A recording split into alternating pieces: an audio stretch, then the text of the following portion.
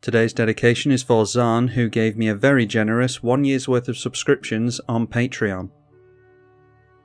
The Dragon versus Vishgraz, Octavia, and Don Andres. Decided to keep this one because we've got mana and could always demonic tutor if we're desperate, but I don't think we're going to use it for anything in the early game. Octavia gets down Underwater Tunnel on turn 1, surveil 2 when it enters, and decided to throw into the bin a mana leak. Alright, and we managed to get into another land, so this is already better than my last outing with this deck. With the Exotic Orchard we're going to be able to make, any coloured mana I think. We've got green and white over here, so don't suppose it really matters what we go after here. Fairy Mastermind, always good to see on turn 2. And an Impulse for the mono blue player, looking at the top 4 cards. Noteworthy that the Toxic player has got down a Cloud Post, so we'll assume there's more Locusts to come there. After that we see an Armoured Scrap Gorger. I think I'd rather get down the tap land here, to be honest. We can always go for a 3 mana Dragon Tempest. Field of the Dead for Terrax. And then from the blue player it is a Ponder, staying at 6 cards in hand. Sylvan Scrying allows the Junk player to search for a land, and an oil counter goes onto this for the first time. Decides to get rid of our land. I would have targeted the mana leak personally, because you never know if you're going to see a Snap Mage or something like that. And searches himself up a Tribalkai land of his own, so plays that straight away. We get into yet another one, so no reason not to go for the Dragon Tempest here, like we said, unless we don't have red mana. Yes, we don't have red mana, of course not. So apparently it did matter what Tribalkai land we went for previously.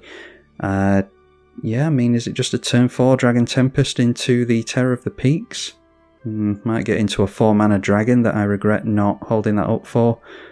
Maybe Demonic Tutor we could go for here as well, but I think we'll just leave it. Thief of Insanity for the Grixis player.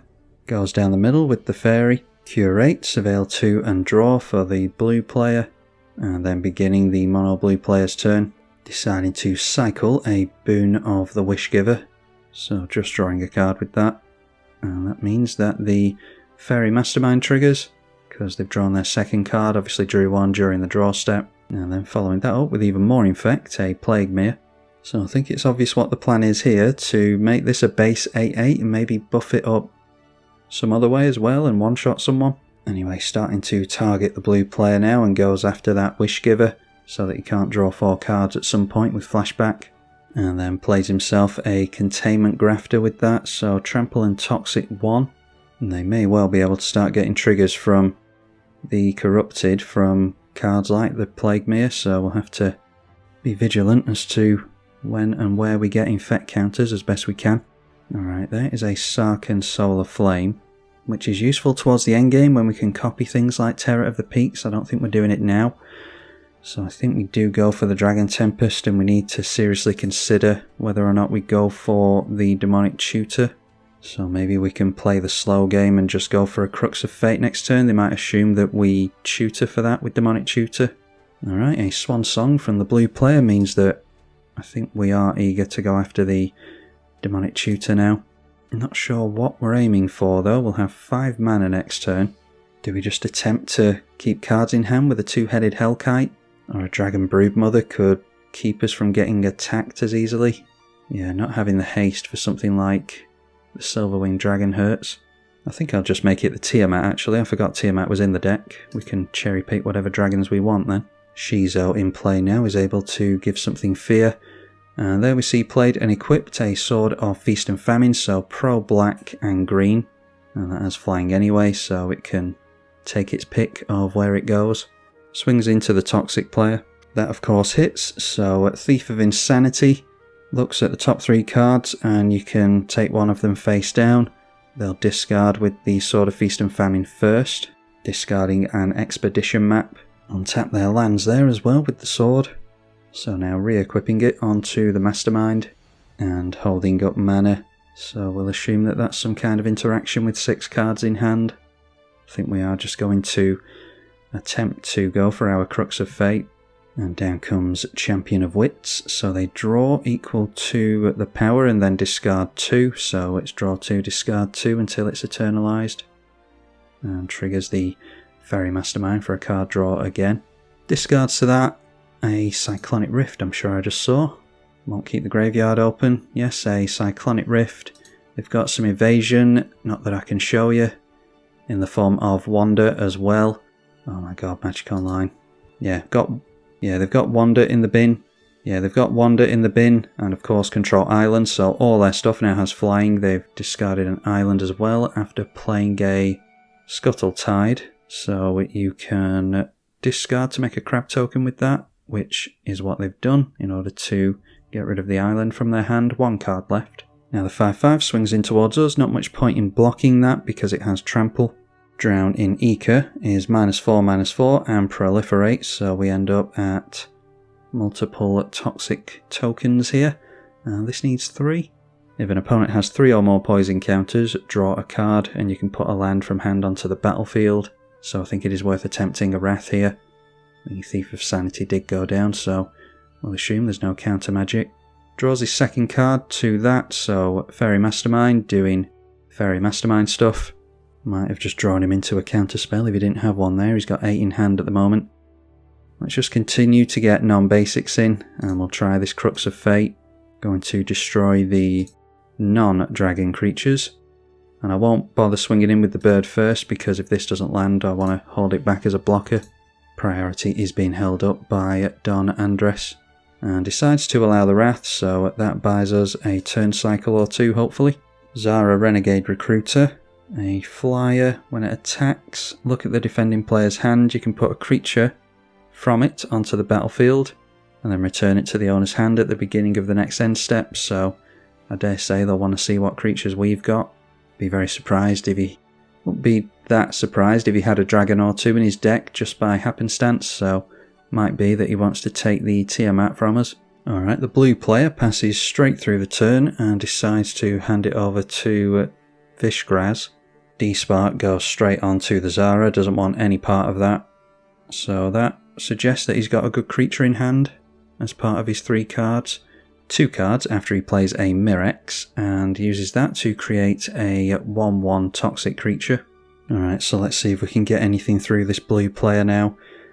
Ancient Tomb means that we could try to get Tiamat in, but I think we're better off just trying Terror of the Peaks. That is probably going to get a counter spell from our opponent. I don't exactly want Terror of the Peaks countered, but it's the worst thing in hand at the moment, and they're not going to counter Sarkhan. They are holding up priority, and do allow it down, so I'll just follow that up with a Volcanic Island, and we'll hold up counter magic. Yeah, had it not been for the blue mana held up there, I definitely would have gone for Tiamat and tried to get something going next turn. Hostage Taker, no doubt, going after the Terror of the Peaks. And throw Sword of Feast and Famine onto his creature. The blue player, I can't keep this damn graveyard open. The blue player went for a Deduce. Was that must have been during the end of the previous player's turn. So draw a card, Investigate. They've got a clue token and now have Octavia in play. Don't have anything to turn into a base 8/8 at the moment with only 1 card in hand. Toxic goes in towards us, followed by the Vishgraz into play for the first time. Making this commander enter with tokens, it's now a 7/7 with Menace and Toxic 1, and the tokens have Toxic as well. So now then, with 1 card in hand, are we to assume that this player doesn't have counter magic held up? Just drew into Urza's Incubator, so that means that we could get that down and the Tiamat, which I was looking to do anyway this turn. So we'll play Ancient Tomb, try and land the Incubator. Priority is being held up by Octavia, but allows it down pretty quickly, so name Dragon, and attempt ourselves a Tiamat without a Cavern of Souls in play. And that successfully enters, so we search for 5 dragons. So I think... what can we make Sarkhan a copy of that might be relevant? We're not going to have haste is the problem. I think a Goldspan Dragon is going to be worthwhile regardless.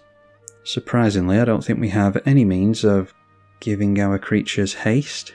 I would normally add, I think there's a Rakdos Dragon that gives your creatures haste. Anyway, 2-headed Hellkite as well. Silumgar. Silumgar is targeted removal. Balefire Dragon will be useful if we can get into some kind of haste. Or we could use Sarkhan as pseudo haste. And then I suppose trying to draw cards with Niv-Mizzet Parun is one of our only ways out here.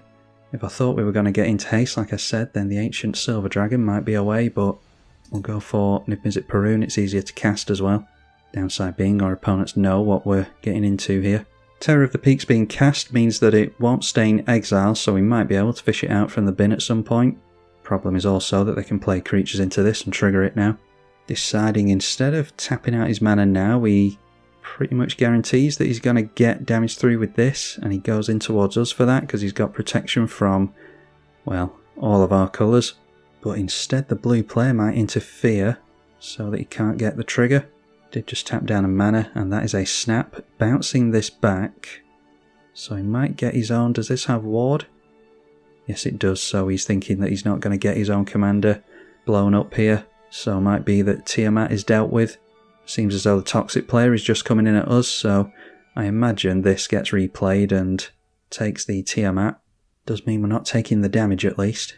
Okay, and a Wrath of God instead, so didn't make any use of Terror of the Peaks whatsoever. Surprised to see that Wrath of God, to be honest.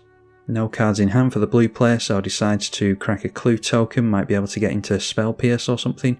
We've already seen his Swan Song, and the board does get wiped. Can always discard the card in his hand to make a crab token, but looks as though he's deciding to keep it. Octavia into play again with 2 cards in hand now, and discarding a card to make a crab token. That is a Merfolk Looter. Don't often see that one.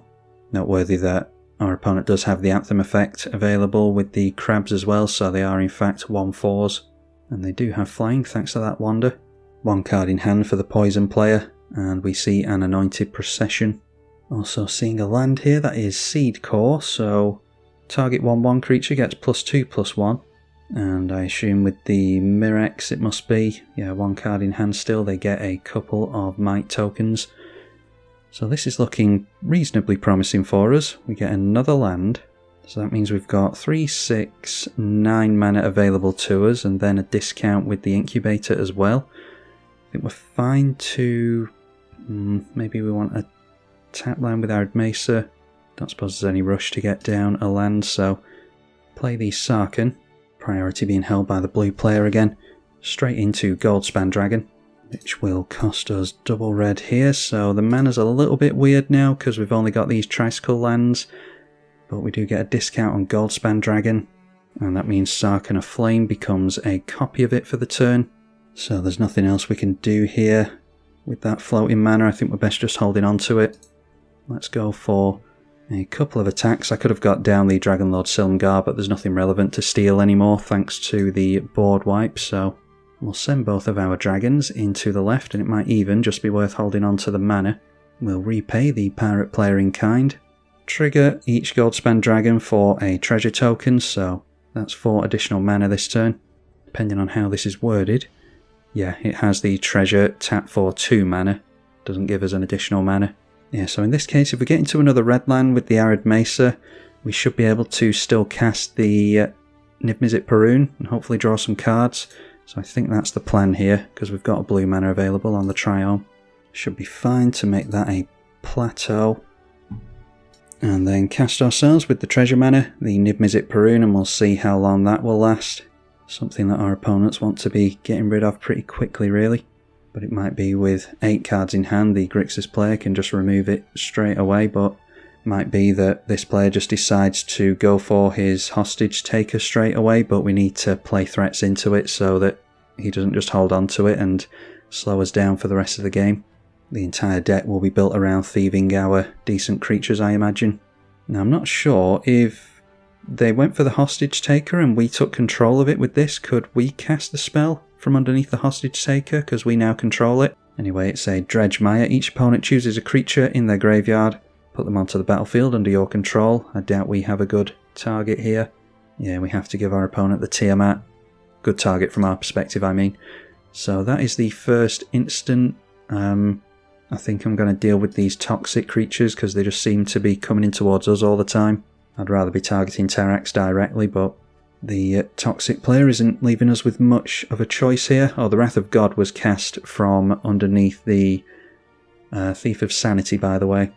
that was stolen previously, and it's this Wrath of God that Terrax decided to cast. So yeah, it's between Terror of the Peaks and the Tiamat. He's got 6 cards in hand at the moment, so I'll be intrigued to see if he manages to get himself into any dragons. Armoured Scrap Gorger and the Merfolk Looter into play, followed by the Commander coming down for the first time. And not equipping up the Sword of Feast and Famine, which could make all the difference because someone could point spot removal at something. Just one different land name away from starting to trigger the Field of the Dead as well. We drew into a Void Rend, by the way, from the Niv Mizzet Perun, which, as I just pointed out, is relevant with this thing, but we could just blow that up straight away with the Void Rend if needed. Another sorcery being cast. Freeze in Place is going to freeze the Tiamat down, which is fine. And now making the Crab token a base 8/8 flyer. 1 damage pointed at the Toxic token, which can't block anyway, but it also can't be buffed now and swung in at us. 1 card in the mono blue player's hand still. And this gets its +1/+1 still, so it's a 9/9 flyer. We've drawn into the Dragon Broodmother, which might be worth having the tokens have flying, so yeah, probably worth getting down next turn so that we can better block things like this. Strategic planning, look at the top 3 cards, 1 into your hand, the rest into the bin. So that is yet another trigger. We'll go after the Don Andres. Or actually that was a bad target because, yeah, our opponent, I didn't realise, has no cards in hand. I'm just looking at his mana and hoping that he continues to go off. Okay, turns our Niv Mizzet into a base 8/8.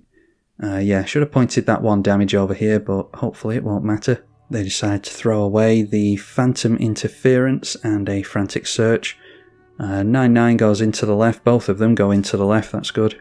We've drawn into another land off Niv Mizzet, so looking like we're going to draw a decent number of cards from that legend.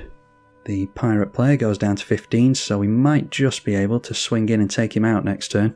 At which point it's our game to win, I think. 6 Might tokens being made this time, so it might be that we have to go for Balefire Dragon onto the Sarkhan and wipe these out. Fight Rigging into play after that, so one of our creatures is going to go down to a 7/7 Vishgraz, I would assume. Fight Rigging coming down after that. They've got Hideaway 5. And at the beginning of combat, a plus creature on something you control. And you can play the exiled card, which they'll be able to do here, because their commander is currently a 7/7. So plus counter on the commander, as you would expect. And they get themselves into a rabble rousing, so I think we definitely need to be wiping their board. The problem is it opens us up to the mono blue player. Yeah, too many threats all at once here. Pirate player's been going in at us all game, so has the Toxic player. The Octopus player has kind of left us alone, but there's no guarantee he'll continue to do that. So we draw into a card for the turn. We'll just try to get rid of a Might. Maybe we'll be able to get rid of most of these Mights over the next turn cycle and then won't need the Balefire Dragon. Although if we get rid of this player, it's 1 fewer draws. We could steal something for 4 mana with the Silumgar. We need to give this 6 power, really, in order to get rid of this player. Although we do have a Haster with the 2-headed Hellkite, so that's only 14 damage with Goldspan Dragon, Niv Mizzet and this. But I think annoyingly we do just have to take Balefire Dragon in over here. So maybe we just have to leave the Grixis player alive, which is annoying, but I think that's what we might have to do. Dragonlord Silumgar could steal his commander. Alright, we'll go Balefire Dragon first. Only going to cost us 3 mana. Priority being held up by the blue player. Decides to allow it down, so Sarkhan becomes a copy of the Balefire and does not need haste. And then I'm going to get down Reflecting Pool because the colours are still a bit weird. Although we do have a bunch of green thanks to Yavimaya. I think it's going to be a good idea to hold up Void Rend just in case. So let's play ourselves Dragonlord Silumgar and we can steal away this commander, I think. So that enters play as well, and we're going to be taking that. If it wasn't for the fact that this thing has Ward 8, I'd be stealing that away instead. And ironically, the static ability affects itself, so we don't own this, meaning it gives itself +2/+2, Death Touch and Menace. And it will deal commander damage still. So now I think we definitely want the Broodmother in for blocks as well against the Octopus, so let's go through to combat here. I want to hold up Void Rend and get down the Broodmother if we can, which I'm not entirely sure we can actually. Yeah, I don't think we can. Anyway, let's go Goldspan Dragon and Niv to the left, and the Balefire to the right to deal with all those infect tokens. Make a treasure token. So we've only got 3, 4, 5 and 6 mana, and this is 4 plus 3. So we'll just have to risk having to make a chump block against something here. Might be that we're directing the octopus token in over here to try and finish him off. That's what my plan is. I think it's a much wiser move to hold up Void Rend and anything else that we might draw into. So Sarkhan hits and deals a bunch of damage to these creatures. Noteworthy that the commander does survive because it's an 8/8, but hopefully that won't be of any relevance. If it is, we can always Void Rend it. So getting Terrax down to 6, I wanted to take him out there really, but it's risky doing that when we've got Infect Overrun potentially, and this guy could one-shot us out of the blue as well. So the pirate player gets another turn, tapping this down in order to make some mana, and decides to exile the Wonder in order to take the flying away is a good idea. Another good target would be our Terror of the Peaks in case we reanimate it, but taking the flying away is absolutely relevant there. Treachery now. When it enters, untap 5 lands and you control the enchanted creature, so they're taking the Dragonlord Silumgar, and the one card that was in our opponent's hand is a counterspell, so Terrax not having a good time here. We draw a card to the counterspell being cast, and here's where it might become relevant that I missed a ping on Terrax previously, so I'll send one in over there. Drew into Swords to Plowshares, so I'm glad I've held up some mana. We can always cycle the Tricycle land as well. Getting Niv Mizzet into play was a bit risky, but turns out it has drawn us a lot of cards. Sword of Feast and Famine onto the Merfolk creature. We'll see where it attacks. Can't get through to us because of the Balefire Dragon, but it might be worth the swords on there anyway. Alright, and Goblin Bombardment. I don't fancy taking a ping to, so yeah, before they untap everything with 5 cards in hand, I'll go swords onto that. They gain another bit of life here, but I wanted to have them tap down their mana, feeling as though they were about to untap it. It's not like we can point swords at the Octavius anyway. So draw another card and ping our opponent again before he gains that 3 life. Decides to loot on the way out. Not sure if he's made a land yet actually, but he doesn't have any untapped creatures anyway. Discards a Dazzling Sphinx, and we get into the World Tree, which is going to fix our colours. I'm just going to show my opponents that I'm looking over at this player, because what I should really do here is start pinging the Octopus player, and he should take out the Pirate deck, who is looking very resilient here, considering he's getting ganged up on. So just passing the turn at that with 7 life and tapped creatures. Doubtful he can do anything with a single mana except play Darkness, which would stop all the combat damage. And with 1 card in hand, yes, the Octopus player does correctly go into the left. So by turn 10, finally taking a player out. Goblin Bombardment sacrifices Tiamat, putting it back in our graveyard. And that's 1 damage as punishment to the blue player. Does the same thing with the Mana Dork as well, taking him down to 36. And down he goes, 16 commander damage, minus 1 life.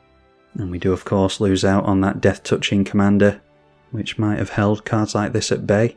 Alright, our opponent doesn't even bluff, he just plays the land straight away. So no cards in hand again. Vishgraz now an 8/8 with Menace. So let's see if he wants to swing in. Fight Rigging will put a plus counter on it, making it even bigger. Alright, and decides to attack the blue player, who we can get straight through to. Doesn't have any infect on here yet, so if he does get into Proliferate, then he's going to be able to start doing that on this player as well now. But the blue player keeps drawing into great top decks a Pongify onto the commander, so no infect for him. Octavia makes the Crab an 8/8, or actually a 9/9 thanks to the Anthem. We draw a card to Pongify, meaning we can ping the infect player. Okay, and that draws us into Rhythm of the Wild. I think we have to Windmill Slam that down while the blue player has no cards in hand. We'll make our creatures uncounterable, as well as giving them haste if we need it. 2 ape tokens being made thanks to the Anointed Procession giving double tokens. They've still got the trigger from Rabble Rousing, so they get 2 citizen tokens as well. And at the end of the turn, I think we are safe to not make use of Void Rend. Let's go for the Zayatora's Proving Ground being cycled. And that is another card draw, so I think we'll just start pinging the opponent directly. He's in top deck mode and the chance of overrun doing anything to us is not so great at the moment. Drew into a Farseek with that. Okay, so we could have a couple of Dragons here, thanks to that Sarkhan staying in play for so long, because we can copy Legends with this thing. So go through to the main phase. We've drawn into Rivaz, which can give us Terror of the Peaks. That's very tempting. How much can we decimate our opponents with 2 Terror of the Peaks? Well, I definitely want Rhythm of the Wild in play. Then we've got an untapped land if we want it. So that's 2, 4 with the basic, 6, 8, 9 and 10.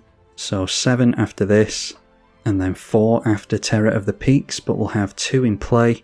So we could go for the Dragon Broodmother, but that wouldn't deal that much damage. We would have Terror of the Peaks in play though. That's a more fun play than getting down 2 Dragons, I think. We could always go for the Rivaz play after a board wipe of some kind, I suppose. I think the Dragon is the more fun play here. So as much as I probably should go for Rivaz into Terror of the Peaks and the Brood Dragon to deal lots of damage, I think the Dragon is going to be a more fun play, a more unique play. So the Dragon will enter with haste, and then Sarkhan will trigger, and we'll say yes to it so that we've got 2 Dragons. So we've still got... I suppose we could still get Terror of the Peaks down, couldn't we? We get 2... Okay, this player decides to scoop. We've got 2 permanents in, so we could go for Dragon Broodmother and the Rivaz. So yeah, let's do that. Attack our opponent for a bunch of damage in the air.